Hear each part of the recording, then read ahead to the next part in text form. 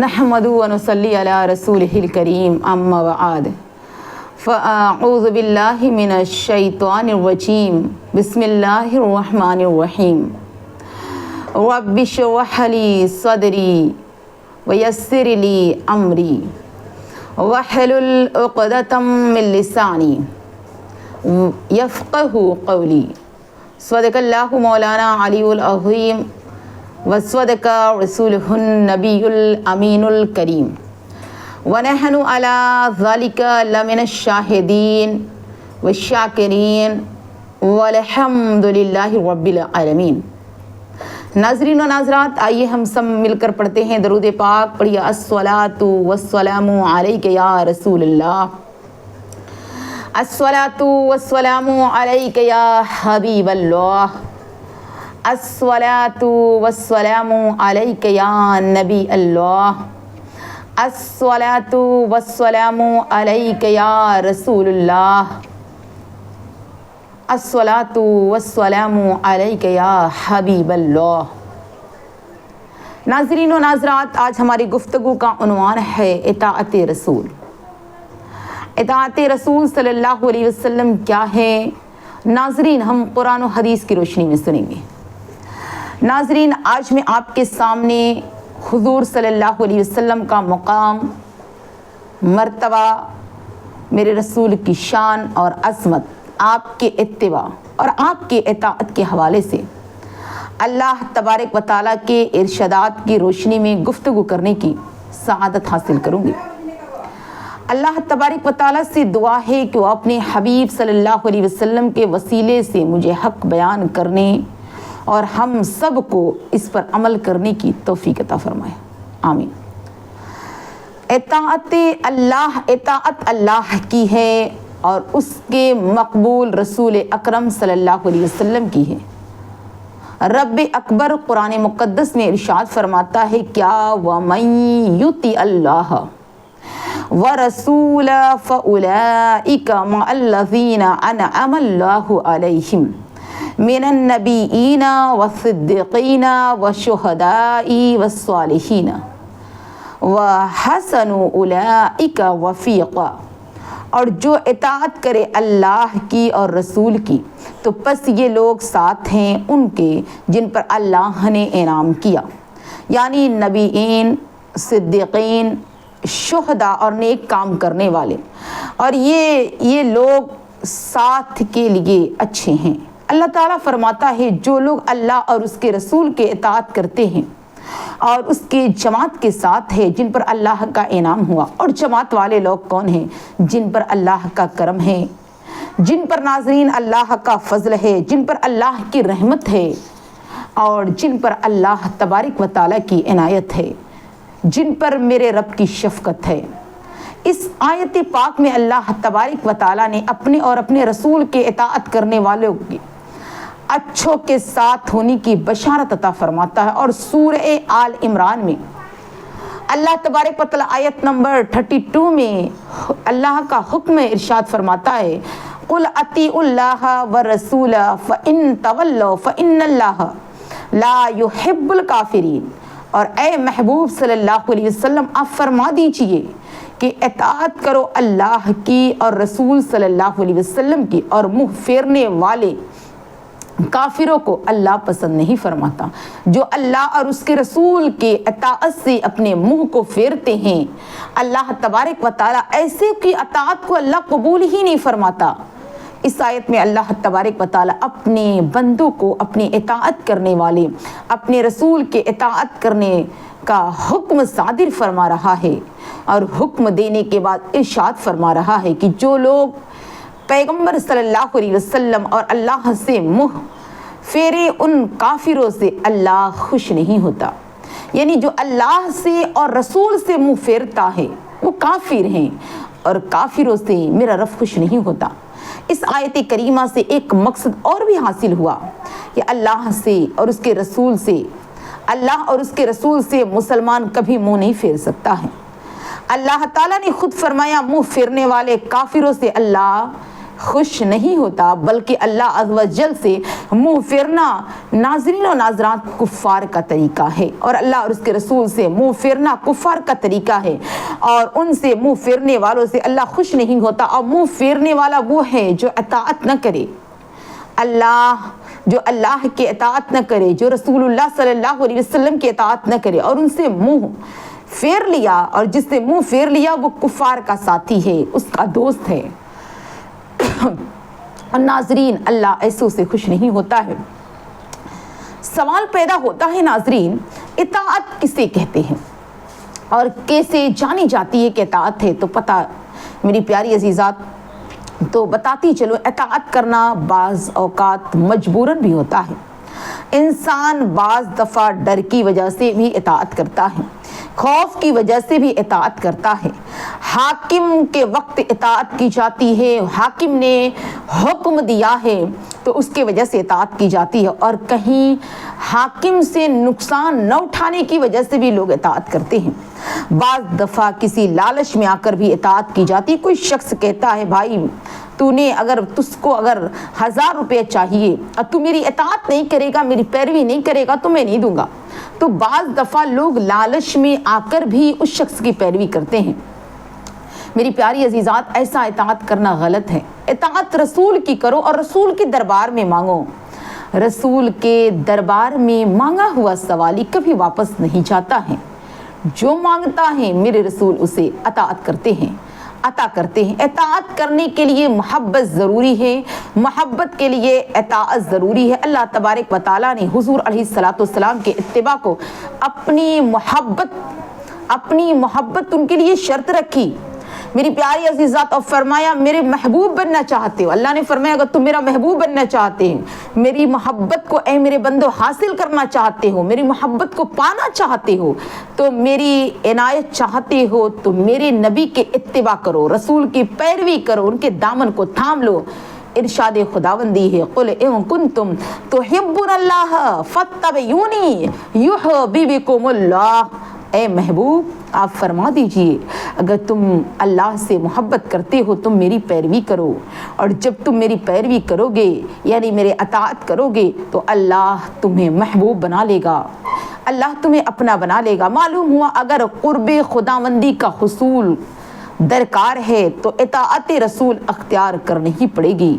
ناظرین و ناظرات، ہے دو جہاں پر جاری حکومت رسول اللہ کی، ہے دو جہاں پہ جاری حکومت رسول اللہ کی، سنت خدا پاک کی، مدحت رسول اللہ کی، گر قرب رب کا چاہیے دونوں جہاں میں، اسلام بھائیوں کر لو اطاعت رسول اللہ کی۔ ناظرین و ناظرات، قابل غور، جب رسول دو جہاں صلی اللہ علیہ وسلم کے اطاعت نہ کی جائے مقصد حیات حاصل نہیں ہوتا ہے۔ جب تک رسول دو جہاں صلی اللہ علیہ وسلم کے اطاعت نہ کی جائے ایمان کامل نہیں ہوتا ہے۔ کچھ لوگ کہتے ہیں صرف اللہ کی اطاعت کرو اور اللہ کے علاوہ کسی کی اطاعت نہیں کرو، کسی اور کی اطاعت شرک ہے۔ تو میزان نے میری پیاری عزیزات، میرا ان سے سوال ہے، اللہ کی اطاعت کیسے کی جاتی ہے؟ کیا تم اللہ کی اطاعت کر سکتے ہو؟ تو اطاعت پیروی کرنا، اللہ کی اتباع کرنا، اس کے رسول کی اتباع کرنا، پیچھے چلنا اطاعت کے وقت ممکن ہے۔ جب کوئی نمونہ سامنے آ جائے تو اس کے ماڈل بن جاؤ، اس کے طرف چلنا، اس کے نقش قدم پہ چلنے کو اطاعت کہتے ہیں۔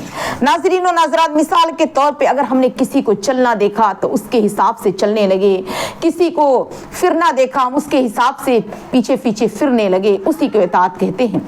ہم اللہ کی اطاعت کیسے کریں؟ وہ چلتا تو ہے نہیں، ہم اس کے پیچھے کیسے چلیں؟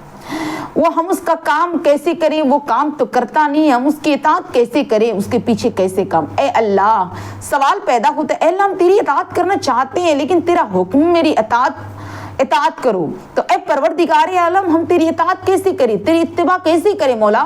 تیری پیروی کیسے کریں؟ ہم تیرے پیچھے کیسے چلے؟ تو چلنے سے پاک ہے۔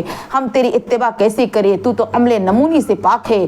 ہم تیری پیروی کیسے کریں؟ تس کو تو ہم نے دیکھا نہیں ہے۔ ہم تیری اطاعت مولا کس سے کریں؟ تو قرآن آواز دیتا ہے، یعنی قرآن پکارتا ہے، قرآن کہتا ہے، اللہ تبارک و تعالی ارشاد فرماتا ہے اگر تم میری اطاعت کرنا چاہتے ہو تو اے میرے بندو پریشان مت ہو, میرے محبوب کی اطاعت کر لو. پتہ چلا ناظرین, اللہ نے کہا میری اطاعت کرنا چاہتے ہو تو محبوب کی اطاعت کر لو. یہاں یہ پتہ چلا ناظرین کہ اللہ کی اطاعت محبوب کی اطاعت ہی اللہ کی اطاعت ہے. محبوب کی پیروی, ان کی اتباع کرنا خدا کی اتباع کرنا ہے. تو ناظرین و ناظرات, اگر تمہیں اللہ کے نقش قدم پہ چلنا ہے تو رسول اللہ کے نقش قدم پر چلنا پڑے گا. اگر تمہیں رسول خدا صلی اللہ علیہ وسلم اللہ کی طرح اپنے قدموں کو بڑھانا ہے تو رسول اللہ دو جہاں صلی اللہ علیہ وسلم کی قدموں کی طرح تمہیں دیکھ کر بڑھانا ہوگا, ان کے نقش قدم پہ چلنا ہوگا, ان کی حدیثوں کو ماننا ہوگا, ان کی سنتوں پہ عمل کرنا ہوگا. یہ ہے اتباع خدا اور اتباع رسول. میری پیاری عزیزات, اللہ تعالیٰ ارشاد فرماتا ہے میرے محبوب کی اطاعت کرو, میرے نبی کی اطاعت کرو. من یطیع الرسول فقد اطاع اللہ. معلوم ہوا رسول خدا صلی اللہ علیہ وسلم کی اطاعت ہی اللہ کی اطاعت ہے, اللہ کی پیروی ہے. جس نے رسول کے نقش قدم پہ چلا وہ واقعی میں خدا کے نقش قدم پہ چلا. میری پیاری عزیزات, ایک مرتبہ تاجدار مدینہ صلی اللہ علیہ وسلم سرور قلب و سینہ ہمارے اور آپ تمامی لوگ کے سرکاری دو جہاں صلی اللہ علیہ وسلم نے ارشاد فرمایا جس نے میری اطاعت کی اس نے رب تبارک و تعالیٰ کی اطاعت کی, اور جس نے مجھ سے محبت کی اس نے پروردگار عالم سے محبت کی. حضور کا یہ فرمان سن کر مسلمان بڑا خوش ہوئے کہ سرکار نے کیا عالیشان ارشاد فرمایا, سرکار نے کیا اطاعت کی, کیا اہم نمونہ پیش کیا ہے. لیکن منافق کی یہ فرمان ذیشان منافقوں کو ہضم نہیں ہوا, ان کے پیٹ میں درد ہونے لگا اور ان منافقوں نے اس قسم کی باتیں کرنی شروع کر دی کہ محمد صلی اللہ علیہ وسلم چاہتے ہیں کہ ہم آپ صلی اللہ علیہ وسلم کی اس طرح خادمہ مان لیں, ان کی اطاعت اس طریقے کرے جس طرح عیسیٰ علیہ السلام کو خدا مان لیا تھا معاذ اللہ. تو اللہ تعالیٰ ان منافقوں کی تردید یعنی برائی میں اللہ نے قرآن کریم کی آیت نازل ہوئی جو میری پیاری عزیزات پارہ نمبر 5 سورہ نساء میں ان کے خلاف آیت نازل ہوئی ہے. میری پیاری عزیزات, ثابت ہوا اطاعت رسول ہی اللہ کی اطاعت ہے, کیونکہ حضور صلی اللہ علیہ وسلم کا ہر قول ہر فعل حکم خدا کے مطابق ہوتا ہے, اور ہم رب کو نہیں دیکھ سکتے اس لیے کہ اللہ نے اپنے محبوب کی صورت میں کامل نمونہ عطا فرما دیا. اگر تم دیکھنا چاہتے ہو تو کیسے اپنے رب کی اطاعت کرے تو محبوب کو دیکھ لو, کیونکہ آقا دو جہاں صلی اللہ علیہ وسلم جب معراج کر کے آئے نا تو صحابہ کرام نے پوچھا کہ یا رسول اللہ علیہ السلام خدا کیسا تھا؟ تو اللہ کے رسول صلی اللہ علیہ وسلم نے فرمایا کہ جس نے مجھے دیکھا اس نے خدا کو دیکھ لیا. اللہ کے رسول صلی اللہ علیہ وسلم سے صحابہ نے پوچھا یا رسول اللہ دکھتا کیسا تھا, کچھ تو ہوگا. تو حضرت میرے آقا دو جہاں صلی اللہ علیہ وسلم نے ارشاد فرمایا خدا بڑا خوبصورت ہے.